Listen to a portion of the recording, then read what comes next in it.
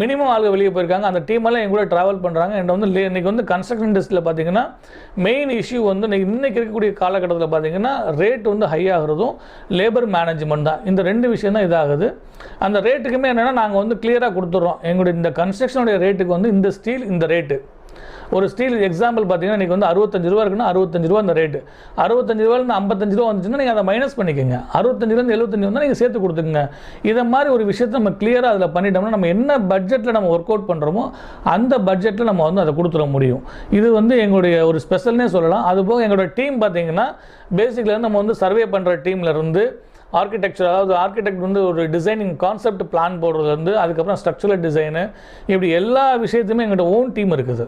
Landscape, electrical team, plumbing, இது எல்லா அதாவது கன்ஸ்ட்ரக்ஷன் இண்டஸ்ட்ரிக்கு ஒரு டர்ன்கீ ப்ராஜெக்ட்டுக்கு என்னென்ன டிசைனிங் பண்ணணும், என்னென்ன கன்சல்டன்ட் பண்ணணும் அப்படிங்கிற ஒரு விஷயம் ஃபுல்லாக எல்லாம் இருக்குது. அதுபோக